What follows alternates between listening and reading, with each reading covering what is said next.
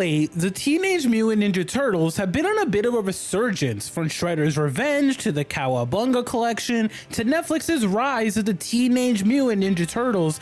I think it's fair to say the Turtles are in again. It's turtle time. Naturally, this has led me to want to revisit something near and dear to my heart: the 1990s Teenage Mutant Ninja Turtles trilogy. I'm not gonna lie, I barely remember these movies. I remember bits and pieces of each movie, but I was so young when I first watched these movies that watching them now basically feels like I'm watching these movies for the first time. And let's just say that in the case of the first installment of this trilogy, Teenage Mutant Ninja Turtles, barely remembering anything was such a blessing. Wise man say forgiveness is divine, but never pay full price for late pizza. Teenage Mutant Ninja Turtles is an absolute joy to watch, even to this day. There's just so much heart poured into this movie, and it shines from the beginning of the movie to the very end of the movie. And I know it's super cliche to say this, but there's a level of heart in this movie that we don't really see in superhero movies anymore. From the movie's soundtrack, to the way the characters are written, to the movie's over-the-top aesthetic, to a lot of the movie's bits, Teenage Mutant Ninja Turtles is just a genuinely enjoyable movie. This movie was made to make you laugh, to make you smile and pull at your heartstrings. It wants you to know that even though it's clearly aiming to appeal to a younger audience, this movie wasn't made for one sole audience. It was made for everyone. It was made so that anybody can enjoy this movie, and it helps that there are so many pop culture references in this movie that have aged well that most people can pick up on. It's to the point that, in a way, Teenage Mutant Ninja Turtles feels like a time capsule. However, unlike the Fantastic Four movies that I've covered on this channel, TMNT is a time capsule that is worth opening after such a long wait. Or in this case, worth rewatching for the first time in such a long time since, you know, it's a movie. There's just so much nostalgia in this movie that you almost can't help but appreciate the amount of effort put into figuring out how to cleverly throw in references people will legitimately appreciate. Yo, maybe I'll fight Apollo, and maybe I won't, you know? What do you think? Hey, Donnie! Wheel of Fortune, dude! A Jose Canseco bat? Tell me, you didn't pay money for this. Ooh. Although the pop culture references in this movie's heart are more than appreciated, the thing I appreciate the most about TMNT is its core theme: family. And no, not family as in the Fast and Furious franchise. I'm talking about family as in the lesson Raphael is taught at the very beginning of the movie. Do not forget them, and do not forget me. This movie, despite being split into two different tones, does a fantastic job at allowing the viewer to essentially fall in love with the Turtles and their various relationships. There's never a moment where you're not enjoying the Turtles while they're on your screen, whether it's a small moment such as Donatello and Michelangelo making fun of a Domino's pizza guy for being late, or Leonardo looking over Raphael as he waits for Raph to get better.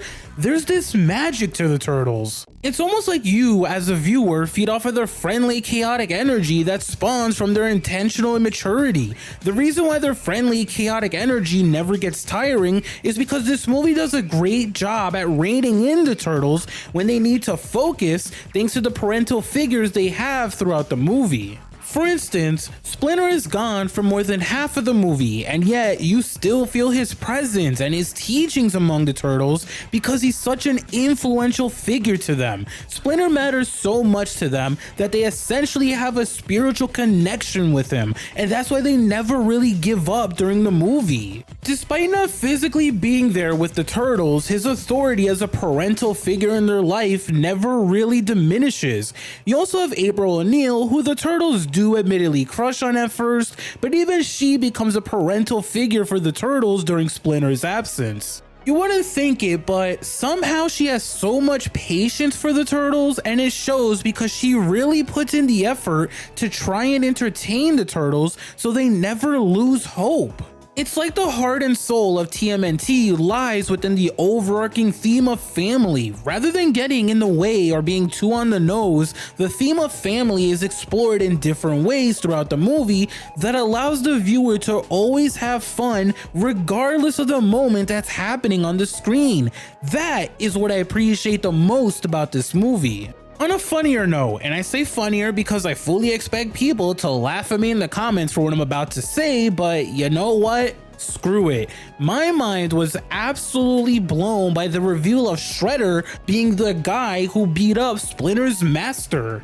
At that very moment, I lost my shit, but not because it was such a grand reveal that legitimately blew my mind. I lost my shit because of how funny, absurd, and entertaining that plot twist was. I couldn't believe what this movie was telling us. Like, let's break down the level of absurdity in Shredder's origin story. Shredder was the rival of Master Splinter's master Yoshi. Shredder was attempting to compete for the love of a woman, but ultimately she chose Yoshi. This raging jealousy then caused Shredder to kill this woman and to kill Yoshi. But amid Shredder doing this, Splinter got out of his cage and jumped onto Shredder's face, scarring him for life. Now you might be wondering, how does Splinter have it in him to do this? He's just a rat. Well, let me tell you the best part of this origin story. During Yoshi's training, Master Splinter would mimic his master's ninjutsu, which is how he learned to be a ninja and how he learned to fight. And when you put all of this together, this essentially means that a man and a rat were destined to unknowingly be sworn enemies for life. How can you not love the levels of absurdity in Teenage Mutant Ninja Turtles? This tops the absurdity in Catwoman when the main villain of Catwoman specifically decided to make skin creams that would damage people's skin if they stopped using them because she was envious of younger models. That's how funny, ridiculous, and over the top this movie is. What makes this entire storyline even funnier for me is that Shredder does have this ominous presence throughout the movie. He's legitimately built to be this villain you're supposed to be worried about and supposed to be afraid of. However, I can't help but ask, are we though? He barely wins his fight against the Turtles. I mean, let's be real here. I wouldn't even call it a win. He just hits them here and there until they give up, which leads to Splinter finally making his grand entrance. And when it finally comes to getting revenge after all of those years of being pissed at a rat for scarring him for life, he falls to his death because of his own stupidity. He thought that he was quick enough to throw something at Splinter to throw him off mid-speech, and he failed miserably. His death in this movie is because of his own stupidity. It's not like the Turtles beat him up, and it's not like Splinter beat him up. He just made a ridiculously dumb mistake that almost no one would have made and died. Now, despite me loving the ridiculousness of the final fight of this movie, I would have liked to see something different in the final moments of this movie. After all of the lessons that the Turtles learned in this movie, that final fight should have ended with them working as a team. Yes, I would have still liked to see them falling back to their old ways at the start of the fight against Shredder, since, you know, they're teenagers. However, I feel like there should have been a moment of realization in the group huddle that they do in this fight by Raphael. At that moment, there should have been a flashback to Splinter's speech talking about how they need to work together as brothers. And at that moment, Raphael should have come up with a plan where they work together as a team rather than trying to continue their bad habits of fighting Shredder on their own.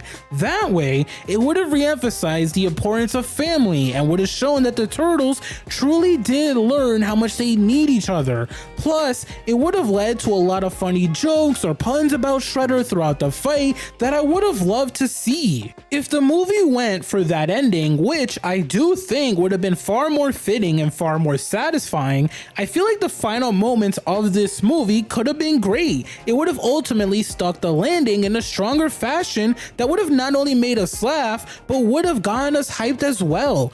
Instead, the ending of TMNT sticks the landing, but rather than leaving a memorable impact, the ending just makes you laugh at the complete and utter failure that is Shredder. With that being said, TMNT is a banger movie. It's incredibly charming, funny, nostalgic, and has so much heart. It's legitimately amazing how good this movie still is after all these years. I mean, come on, this movie came out in 1990, and yet you can still have a better time with this movie than you would with the other terrible movies I've watched on this channel.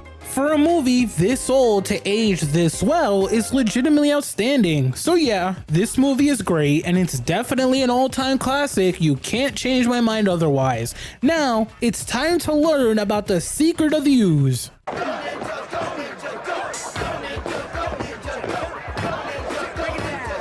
I'm sorry, but guys, TMNT 2 Secret of the Ooze sucks. This sequel isn't good and is almost nowhere near as much fun as TMNT 1. The plot isn't compelling, the action isn't all that enjoyable due to the turtles not using their weapons, due to violence concerns caused by the first movie, and ultimately, this movie just feels pointless to me. It just feels like this movie simply exists to give you more of the turtles, and even though that should be a good thing, that comes with its flaws unlike the first movie. On one hand, this sequel does allow the turtles to come into their own and finally have their own definitive roles or personalities rather than the turtles not standing out from one another in the first movie. On the other hand, this movie loves to hammer in the definitive personality trait of the turtles multiple times so you don't forget who's whom. Hey, did you know Raphael is the hothead and is the only turtle who has the world's thickest New York accent for seemingly unknown reasons? Know where you live, you know? He's right. What? We kicked their butts. They're all in jail. Hey, did you know that Donatello is the smart turtle? Looks like just a bunch of serial numbers. Let's see, Hey, did you know that Michelangelo is the playful, naive turtle? April, it's Mikey. I'd just like to say hello. Would you give me that? Hey, did you know Leonardo is the serious turtle who's the leader of the Teenage Mutant Ninja Turtles? Look at this. Hey, where do you put the quarter? Mike, will you just stop messing around?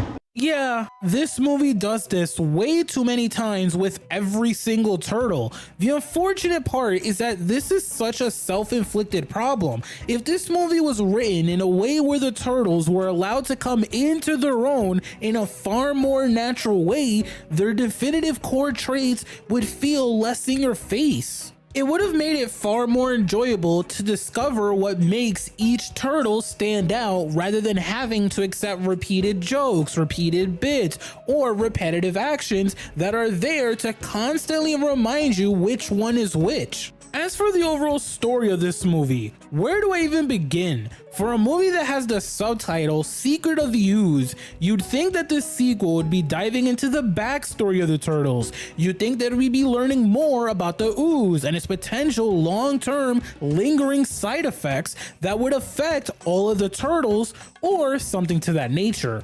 Unfortunately, you'd be thinking wrong. I mean this with the utmost sincerity. I think this movie's plot is incomplete because this movie's plot legitimately goes nowhere. The whole plot of this sequel is that Shredder never died. Shredder wants revenge. Shredder seeks out the ooze that made the turtles, and Shredder uses the ooze on a wolf and a snapping turtle for reasons. Shredder's wolf and snapping turtle mutate, turn into his minions, and are used to force the turtles to fight him. Shredder's minions lose via dance battle. Shredder gets even madder, loses a fight to a very loud guitar sound, mutates into Super Shredder, and drowns. The end. That is Teenage Mutant Ninja Turtles 2 Secret of the Ooze's storyline. There is nothing here of any substance whatsoever, pun intended. What makes it even more annoying is that throughout this movie, it's repeated multiple times that the turtles are who they are due to the ooze, as if it's some major revelation when it's not. We know this. In fact, the first movie goes over this origin story fairly thoroughly. So why are we being reminded of this multiple times if they're not gonna do anything more beyond remind us of this very well-known fact? It makes no sense at all. Tell me there was such a long wait between the first movie and the second movie, but it was only a year-long wait. It's not like a lot of people would have forgotten that the turtles exist because of a mysterious ooze within that period.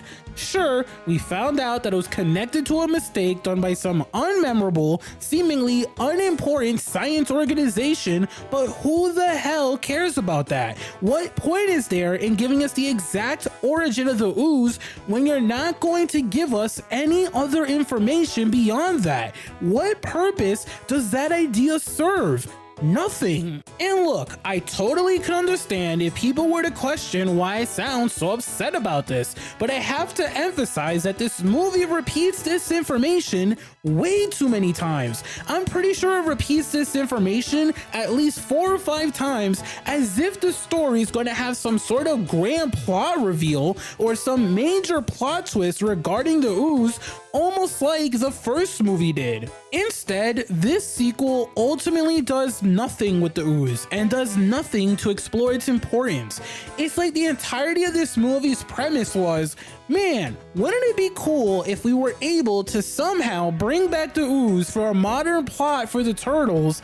And then there were no other thoughts beyond that simple thought. There was no depth added to that train of thought. There was no subplots created for this storyline that could have made this idea more interesting. There was no lingering storyline or theme that led to a legitimately important moment that would have made us care about the ooze or care about the turtles going forward. And it's ultimately why this movie feels pointless. So now that I've spent such a long time venting about this sequel, you might be wondering, is there anything that I liked about TMNT 2? Well, I mean, yeah.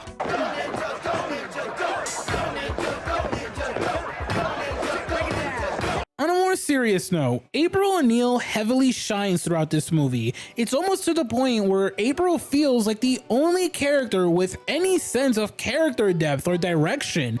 Despite her not getting a ton of screen time, she's great in almost every scene she's in. Whether she's trying to find more patience to deal with the energetic turtles who now live with her, or her being an actual reporter, April is just a joy to watch. This sequel capitalizes on April's want to be a reporter in the first movie and finally gives her the depth needed to make her feel like a force of nature. Like, one of my favorite scenes in this movie is when she's simply not tolerating anybody's shit in her office. Seeing her stand up for herself because she wants to specifically chase the story regarding the ooze was kind of refreshing to see, and she felt very believable.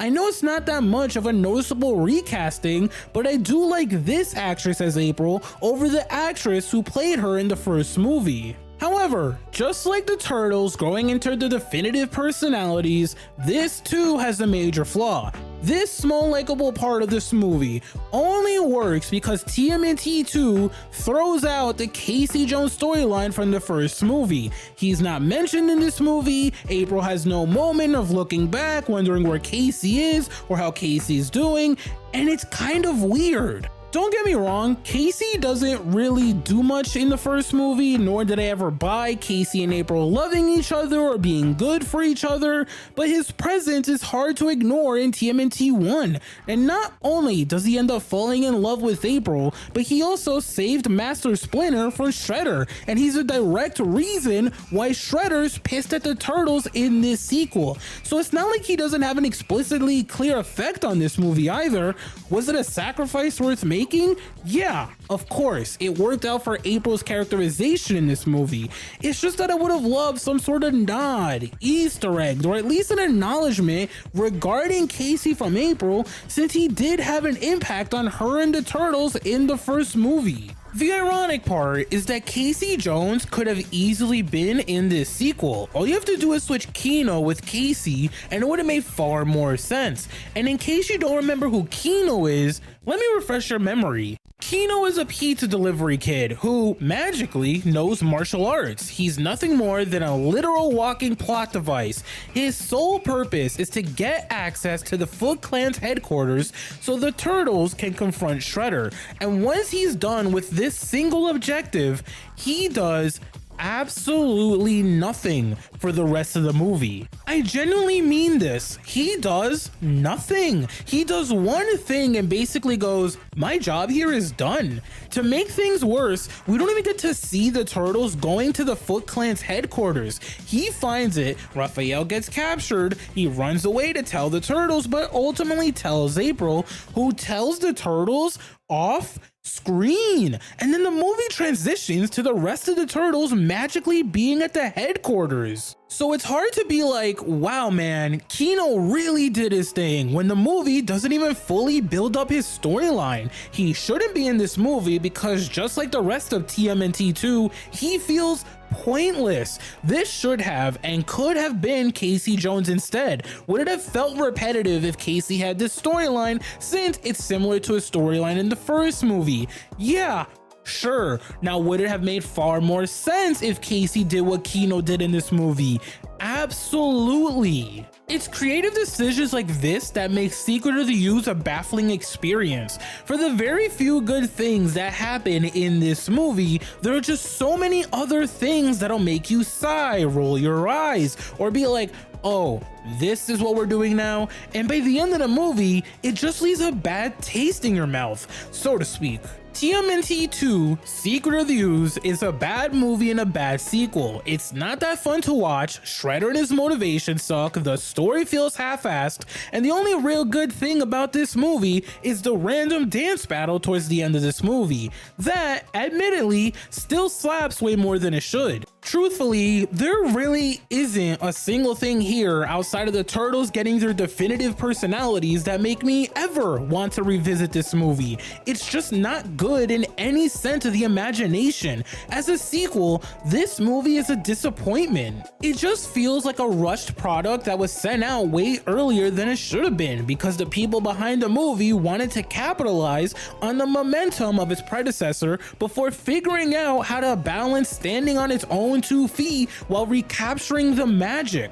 It sucks to say this, but the real Secret of the Ooze is that TMNT 2 is much worse than you remember. With that being said, we're going back in time. That's right, it's time to finally discuss TMNT 3.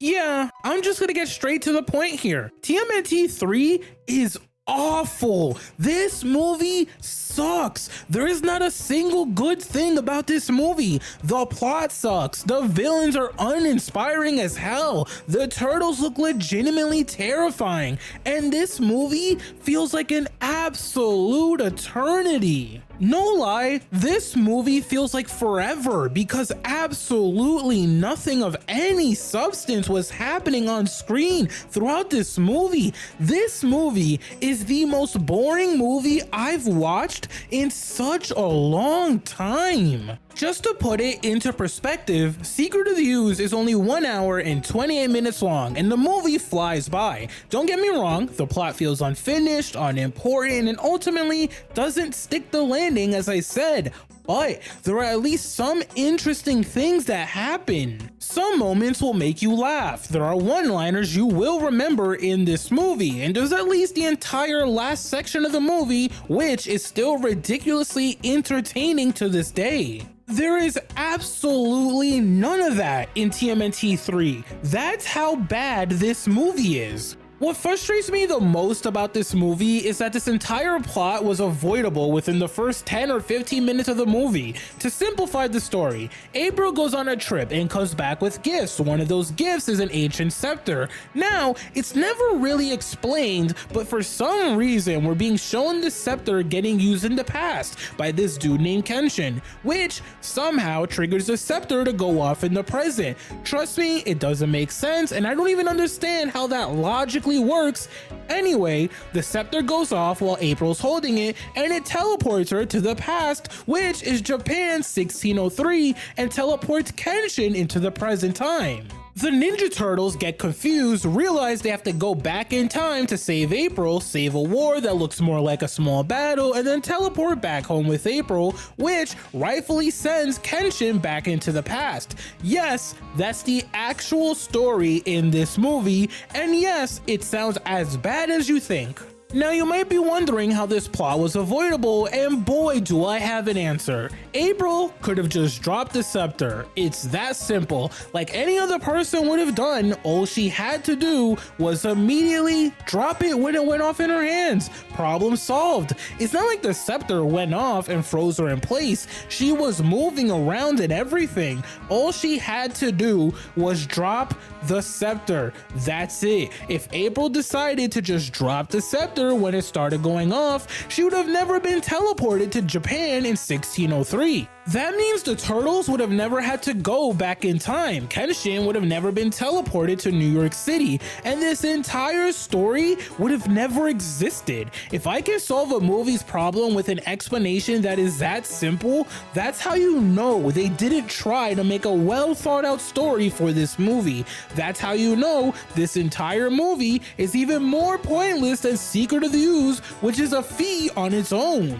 The most disappointing factor though is the fact that this movie committed to the idea of removing the Turtles from New York City. I can't help but ask, why? What was the purpose or thought behind that decision? We didn't need a complicated, uninteresting storyline, we didn't need this time travel story, and we didn't need to do the whole, let's take our main character and place them in an entirely new setting that they've never been in and hope it works out for the best. This exact problem is actually why I was never the biggest fan of Spider-Man Far From Home. Taking a character or a group of characters out of a place they're specifically associated with rarely works out or rarely leads to a satisfying conclusion, and that's the problem with TMNT 3. This baffling decision should have never happened because all it did was lead to more problems. The problem with both TMNT 1 and TMNT 2 wasn't New York or the setting in general. In fact, I didn't really talk about their designs much, but TMNT's 1 design feels a lot more like Gotham than New York, and TMNT's 2 design for New York City is legitimately fantastic. The opening in TMNT 2 is amazing, exciting, and so well designed. So it's not like TMNT 3 had to switch up the setting. The problem with TMNT 3's predecessors was the fact that their stories could have been better, and that's all TMNT 3 needed to achieve. A simple, cohesive story that took place in New York, continued to grow the dynamic between the Turtles, and continue to flesh out April's reporter career. Or at least figure out a way to include April's reporter stuff as a side plot, because that worked for me in TMNT 2. That's it. You know what though? It's a good thing I complained about Casey not being in TMNT 2 because he's in TMNT 3, except it feels like nothing more than a glorified cameo. No, really. Casey's whole role in this movie is to basically remind people that he still exists. Oh, and he's also a babysitter. And yes, I'm being serious. He babysits Kenshin, Kenshin's guards, and Master Splinter. He just watches after them because there was no one else to relegate that role to. And they clearly wanted to make it up to the people who clearly complained about the lack of Casey in TMNT 2. Oh, in case you're curious, no, they don't mention Kino. No one talks about him. There's no flashback about him. And it's almost like he never existed, just like they did to Casey in TMNT 2. I genuinely can't emphasize this. I wish I had something positive to say about this movie. I truly do, but there's nothing positive about TMNT 3. Now you might be wondering why I haven't even bothered diving into the Japan plot of this movie. The reason I haven't bothered discussing the Japan plot is that all of it is just so pointless.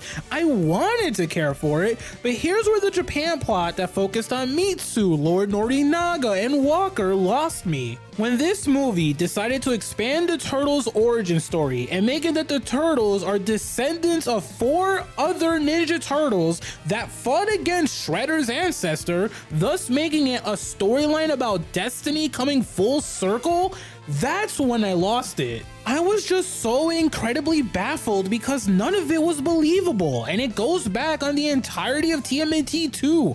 The entire purpose of TMNT 2 is to establish that the Turtles' origin story isn't that special despite the Turtles thinking differently. Their creation is a byproduct of an accident. That's what made them who they are. Not destiny, not a past ancestor, not magic, and not a wish. They became Teenage Mutant Ninja Turtles because of an ooze they walked into that just happened to be there. They emphasize this multiple times in TMNT 2. In fact, it's probably the only bit of story that really exists in TMNT 2. So for this third movie to backtrack on these repeated facts and basically say, no, that's actually not the case, despite us stating otherwise multiple times in the previous movie, it just feels insulting, to be honest. Think about it for a second. How can the Turtles be descendants of ancient warriors who fought Shredder's ancestors in Japan when the Turtles only became Mutant Ninja Turtles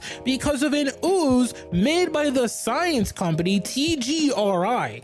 I understand the logic behind them being descendants, but how can they be descendants of previous Ninja Turtles when it's only been proven to us and told to us that the Ninja Turtles exist because of the ooze? This movie makes absolutely no logical sense in what it's trying to do or what it's trying to explore, and because of that, all of it is a complete and utter waste of time. TMNT 3 is terrible. It's uninteresting, uninspiring, unengaging, and ultimately fails on all fronts. It sucks away all of the magic that made TMNT 1 and TMNT 2 enjoyable despite their obvious flaws. This movie is so bad that I would almost prefer to pretend like I never watched this movie. It doesn't respect your time, and truthfully, it just doesn't feel like a movie that had love and care put into it. By the way, the number one reason this movie is an incredibly hard watch is because of the Turtles' designs. When I tell you that these Turtles are legitimately terrifying to look at, I'm not exaggerating. They're terribly controlled, not even in sync with their voiceover lines, and you can tell they're not proud of their designs. How do I know that? It's because there are several times in this movie where the Turtles are talking, but you don't see their mouths moving because they have mouth guards in front of them.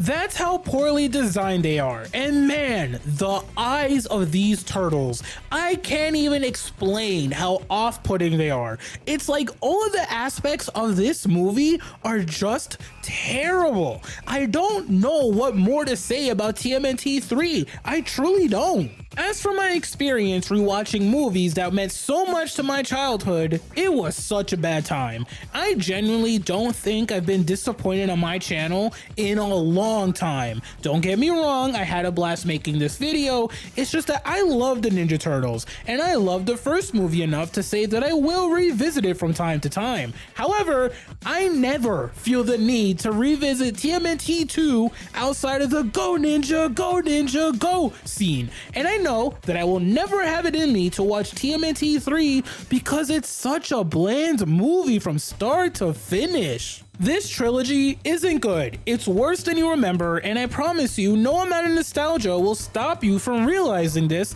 even if this video inspires you to revisit these movies on your own time. I genuinely hope you guys had a good time watching this video, because I'll be real, despite the rapid downfall that this video became, from the heights of TMNT 1 to the incredible lows that were TMNT 2 and TMNT 3, I'd be lying if I said I didn't have a good time making this video. With that being said, it's only right to end this video on a high note.